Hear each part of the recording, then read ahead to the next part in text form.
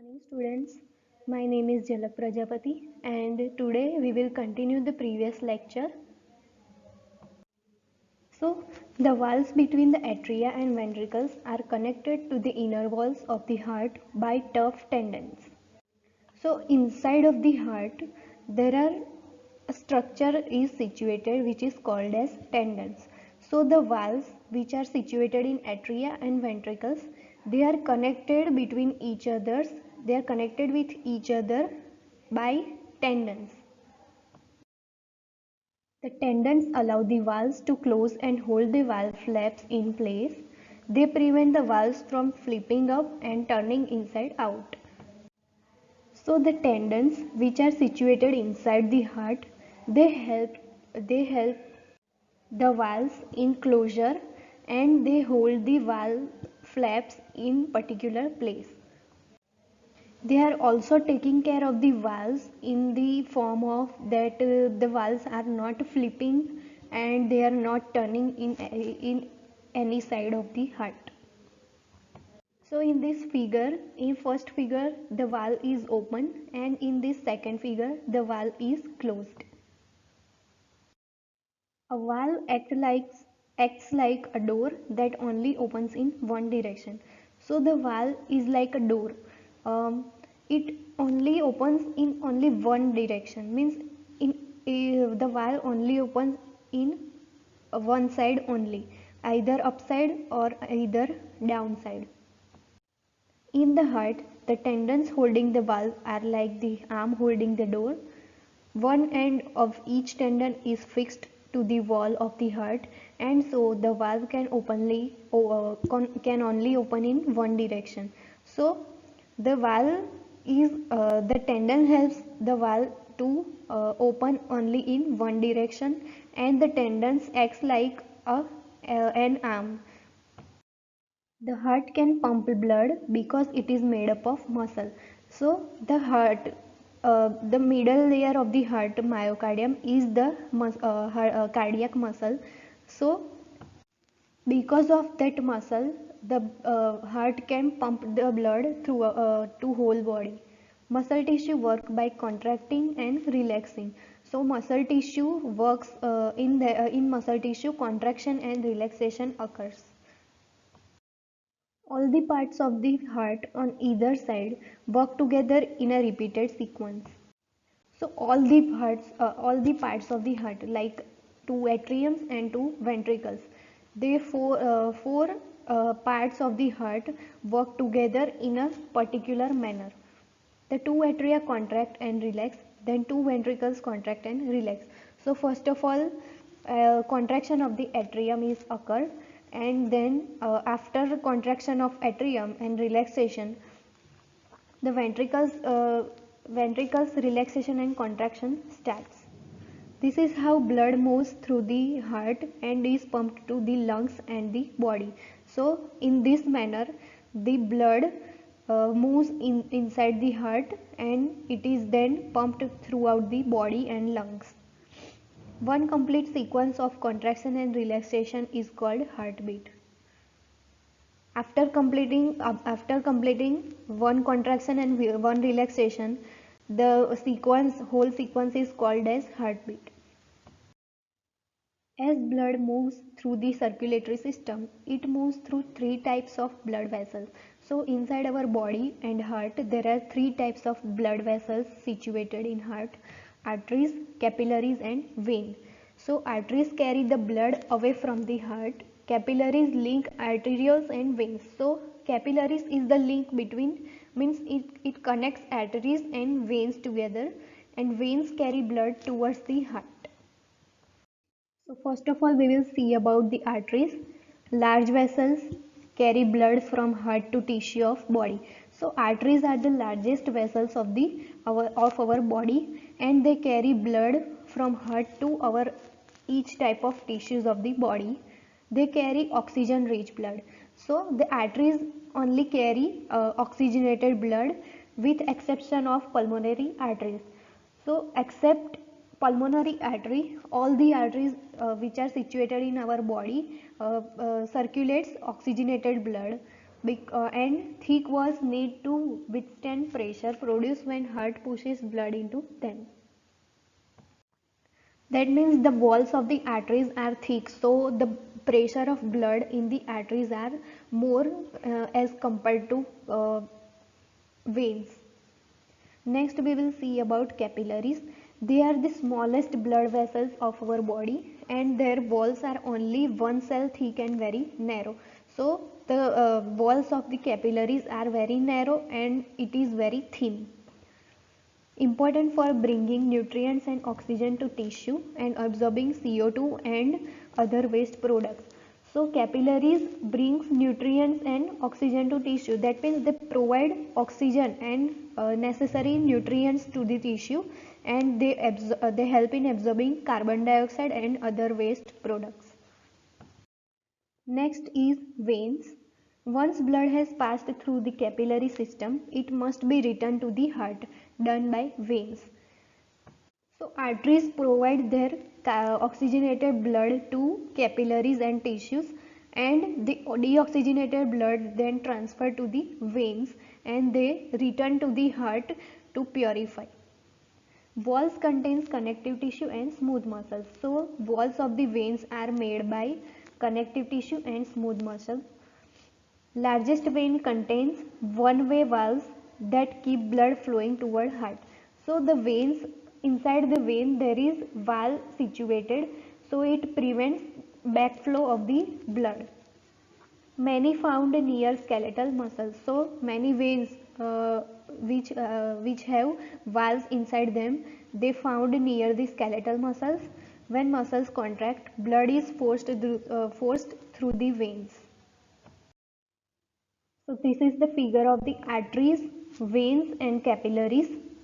The artery contains oxygenated blood and the inside of the artery inner layer is made up of endothelium, the middle layer is made up of smooth muscle and the outer layer of the artery is made up of connective tissue. So this is the artery, and artery contains oxygenated blood and the branches of the arteries is called as arterioles. So artery carries oxygenated blood and the branches is called as arterioles, and these are the capillaries, and the capillaries help the tissue in providing oxygen to the tissue, and they carry carbon dioxide in back, and they also provide uh, deoxygenated blood to the veins. This is the structure of the vein, and the inner side of the veins are made up of endothelium, middle layer is made up of smooth muscle and outer layer is made up of connective tissue, and there is a valve situated inside the vein. So the vein is carrying deoxygenated blood and the branches of the veins is called as venules. Now we will see about the blood pressure. The heart produces pressure. So the heart, it produces blood pressure in our body. The force of blood on the wall of the arteries is known as blood pressure. So the force which is done by blood, the force which is provided to by blood inside the wall of the arteries is known as blood pressure. The blood pressure decreases as the heart relaxes, but the rest of the circulatory system is still under pressure. So inside the heart the contraction and relaxation occurs. So when the heart relaxes, it is in relaxation mode, the blood pressure of the heart decreases, but the circulatory system will still be in the pressure. So the blood pressure is measured by the one instrument which is called as sphygmomanometer. So when the blood pressure is taken, the cuff is wrapped around the upper portion of the arm and pumped with air until blood flow in the artery is blocked. So in sphygmomanometer there is one part which is called as the cuff. It is binded in our upper arm and the air is pumped inside the cuff until the blood flow in the artery is blocked.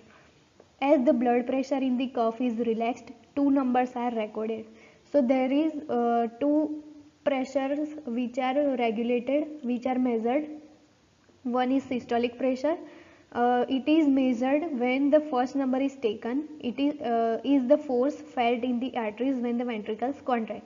So systolic pressure is measured when the ventricles contract, and diastolic pressure, the second number taken, is the force of the blood on the arteries when the ventricles relax.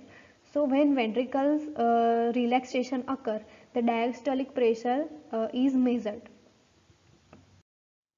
8% of our body is blood, and average 4 to 6 liters blood is situated is contained in our body. We contain about a pint of blood for every 15 pounds of our body weight. Composition of blood, uh, 45% of blood is cellular in our body, and the 55% blood is plasma in our which is present in our body.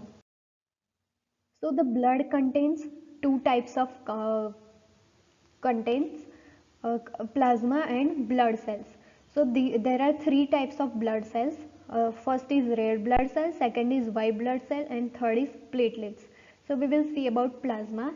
Plasma is straw color. That means the color of the straw plasma is transparent, and the plasma contains 90% of water and 10% of dissolved gases, salts, nutrients, enzymes, hormones, waste and proteins. There are three types of plasma proteins. First is albumin, second is globulin, and third is fibrinogen. So albumins and globulins transport substances such as fatty acids, hormones and vitamins. So albumin and globulins transfers substances like fatty acids, hormones and vitamins from one cell to another cell. Fibrinogen, it is responsible for blood's ability to clot. So fibrinogen is responsible, means it helps the blood in clotting and dissolving. Now we will see about red blood cells. Most numerous types. So inside our body, the most red blood cells are present. They transport oxygen to our body tissues and organs. The color, they get color from hemoglobin. So the red color is responsible for hemoglobin, and the shape of the blood cells are disc shaped, and they are made in our red bone marrow. So the bone marrow produces red blood cells, and bone marrow is only present in long bones such as femur, and circulate for 120 days. So the lifespan of one red blood cell is 120 days. After 120 days, that red blood cell will die and another new red blood cell will occur. Next is white blood cells. Guard against infection, fight parasites and attack bacteria. So the white blood cells helps our body in protection against infection, and they fight parasites and bacteria. Number of WBCs increases when body is fighting. So any infection occurs in our body, the WBC count, means white blood cell count, increases. For example, if we are suffering from dengue, so in dengue disease, the number of white blood cell will occur. Lymphocyte, the second name of white blood cell is lymphocyte. Lymphocytes produce antibodies which fight pathogens and remember them. So lymphocytes produces one type of antibody which fight with organisms, and when the second time that infection occurs, they can fight with them. Next is platelets. Aid the body in clotting. That means they help the blood in clotting. Small fragments, they are in small particles, stick to edges of broken cell and secrete clotting factor to help form clot. So on the edges of broken cell they are found, and they secrete some substances which is called as clotting factor to help any tissue and to help blood clot. Functions of the blood includes transportation, protection and temperature regulation. So blood is responsible for transporting some necessary substances to one part of the body to another part of the body. Then they protect our body against infection and microorganisms, and they help to regulate and maintain our body temperature. Thank you students. I hope you understood my lecture. Thank you for attending.